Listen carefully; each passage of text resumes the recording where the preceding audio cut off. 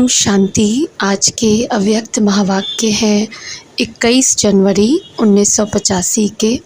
मुरली का टाइटल है ईश्वरीय जन्मदिन की गोल्डन गिफ्ट दिव्य बुद्धि। ज्ञान सागर दिव्य बुद्धि विधाता बाप दादा अपने नूरे जहान बच्चों प्रति बोले, आज विश्व रचता बाप अपने जहान के नूरे जहान बच्चों को देख रहे हैं। आप श्रेष्ठ आत्माएं जहान के नूर हो, अर्थात जहान की रोशनी हो। जैसे स्थूल नूर नहीं तो जहान नहीं, क्योंकि नूर अर्थात रोशनी, रोशनी नहीं तो अंधकार के कारण जहान नहीं। तो आप नूर नहीं तो दुनिया में रोशनी नहीं। आप हैं तो रोशनी के कारण जहान है। तो बाप दादा ऐसे जहान के नूर बच्चों को देख रहे हैं। ऐसे बच्चों की महिमा सदा गाई और पूजी जाती है। ऐसे बच्चे ही विश्व के राज्य भाग्य के अधिकारी बनते हैं। बाप दादा हर ब्राह्मण बच्चे को जन्म लेते ही विशेष दिव्य जन्मदिन की दिव्य 2 सौगातें देते हैं। दुनिया में मनुष्य आत्माएं मनुष्य आत्मा को गिफ्ट देती हैं, लेकिन ब्राह्मण बच्चों को स्वयं बाप दिव्य सौगात इस संगम युग पर देते हैं। क्या देते हैं? एक दिव्य बुद्धि और दूसरा दिव्य नेत्र अर्थात रूहानी नूर। यह 2 गिफ्ट हर एक ब्राह्मण बच्चे को जन्मदिन की गिफ्ट है। इसी दोनों गिफ्ट को सदा साथ रखते इन द्वारा सदा सफलता स्वरूप रहते हो। दिव्य बुद्धि ही हर बच्चे को दिव्य ज्ञान, दिव्य याद, दिव्य धारणा स्वरूप बनाती है। दिव्य बुद्धि ही धारणा करने की विशेष गिफ्ट है। तो दिव्य बुद्धि सदा है अर्थात धारणा स्वरूप है। दिव्य बुद्धि में अर्थात सतो प्रधान गोल्डन बुद्धि में जरा भी रजो तमो का प्रभाव पड़ता है तो धारणा स्वरूप के बजाय माया के प्रभाव में आ जाते हैं। इसलिए हर सहज बात भी मुश्किल अनुभव करते हैं। सहज गिफ्ट के रूप में प्राप्त हुई दिव्य बुद्धि कमज़ोर होने के कारण मेहनत अनुभव करते हैं। जब भी मुश्किल व मेहनत का अनुभव करते हो तो अवश्य दिव्य बुद्धि किसी माया के रूप से प्रभावित है, तब ऐसा अनुभव होता है। दिव्य बुद्धि सेकंड में बाप दादा की श्रीमत धारण कर सदा समर्थ, सदा अचल, सदा मास्टर सर्वशक्तिवान स्थिति का अनुभव करते हैं। श्रीमत अर्थात श्रेष्ठ बनाने वाली मत, वह कभी मुश्किल अनुभव नहीं कर सकते। श्रीमत सदा सहज उड़ाने वाली मत है, लेकिन धारण करने की दिव्य बुद्धि ज़रूर चाहिए। तो चेक करो अपने जन्म की सौगात सदा साथ है। कभी माया अपना बनाकर दिव्य बुद्धि की गिफ्ट छीन तो नहीं लेती। कभी माया के प्रभाव से भोले तो नहीं बन जाते जो परमात्म गिफ्ट भी गंवा दो। माया को भी ईश्वरीय गिफ्ट अपना बनाने की चतुराई आती है, तो स्वयं चतुर बन जाती और आपको भोला बना देती है।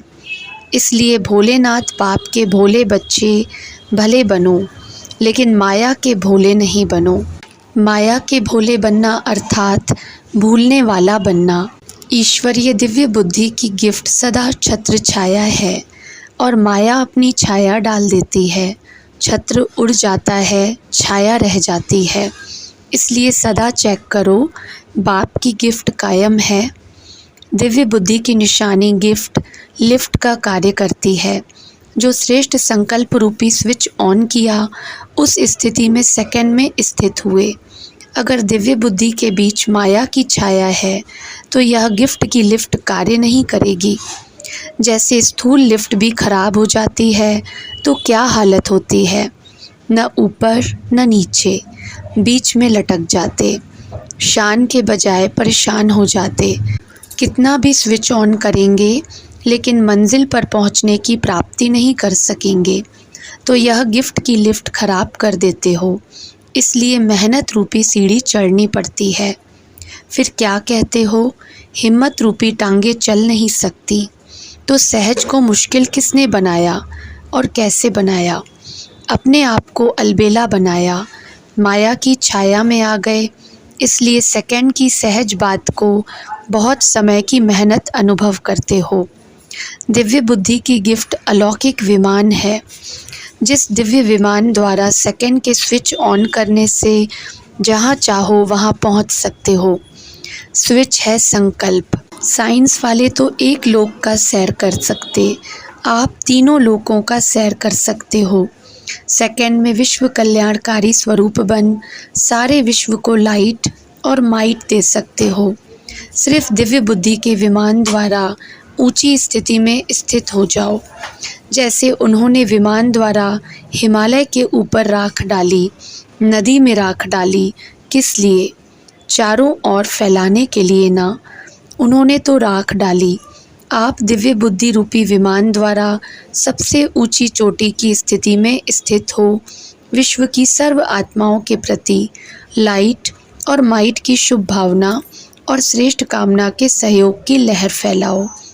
विमान तो शक्तिशाली है ना, सिर्फ यूज़ करना आना चाहिए। बाप दादा की रिफाइंड श्रेष्ठ मत का साधन चाहिए। जैसे आजकल रिफाइंड से भी डबल रिफाइंड चलता है ना, तो बाप दादा का यह डबल रिफाइंड साधन है। ज़रा भी मनमत परमत का किचड़ा है तो क्या होगा, ऊंचे जाएंगे या नीचे? तो यह चेक करो, दिव्य बुद्धि रूपी विमान में सदा डबल रिफाइंड साधन है। बीच में कोई किचड़ा तो नहीं आ जाता, नहीं तो यह विमान सदा सुखदायी है।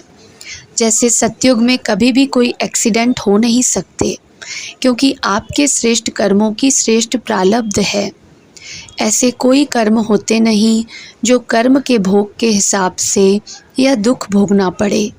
ऐसे संगम युगी गॉडली गिफ्ट दिव्य बुद्धि सदा सर्व प्रकार के दुख और धोखे से मुक्त हैं।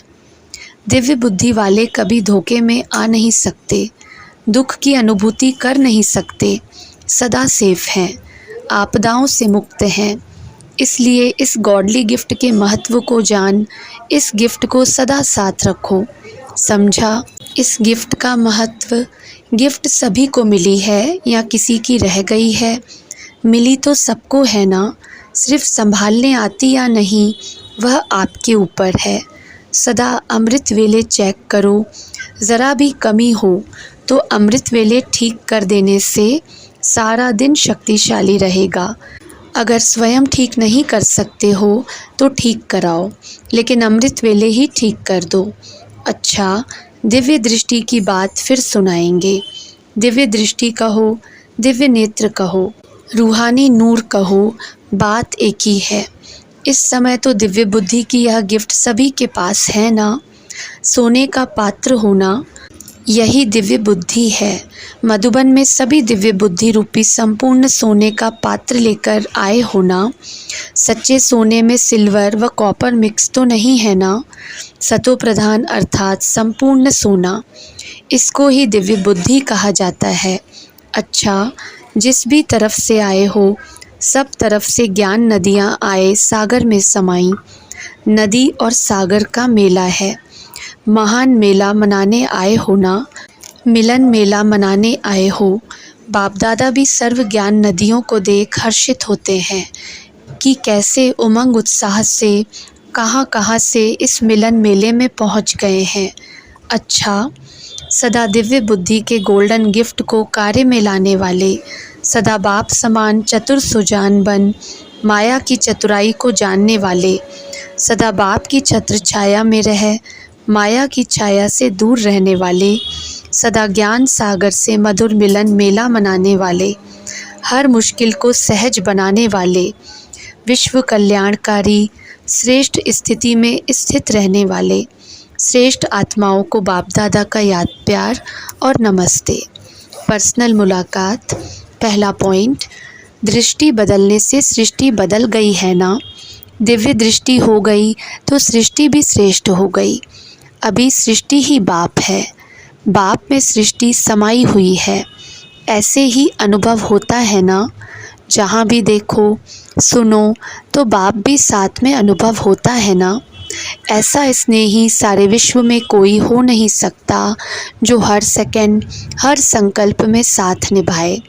लौकिक में कोई कितना भी स्नेही हो, लेकिन फिर भी सदा साथ नहीं दे सकता। यह तो स्वप्न में भी साथ देता है, ऐसा साथ निभाने वाला साथी मिला है, इसलिए सृष्टि बदल गई।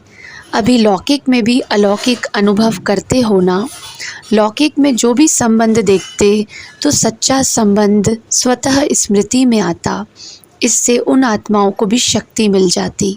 जब बाप सदा साथ है तो बेफिक्र बादशाह हो। ठीक होगा या नहीं यह भी सोचने की ज़रूरत नहीं रहेगी। जब बाप साथ है तो सब ठीक ही ठीक है। तो साथ का अनुभव करते हुए उड़ते चलो। सोचना भी बाप का काम है, हमारा काम है साथ में मगन रहना। इसलिए कमज़ोर सोच भी समाप्त। सदा बेफिक्र बादशाह रहो, अभी भी बादशाह और सदा के लिए बादशाह। दूसरा पॉइंट, सदा अपने को सफलता के सितारे समझो और दूसरी आत्माओं को भी सफलता की चाबी देते रहो। इस सेवा से सभी आत्माएं खुश होकर आपको दिल से आशीर्वाद देंगी। बाप और सर्व की आशीर्वादें ही आगे बढ़ाती हैं। अच्छा, ओम शांति।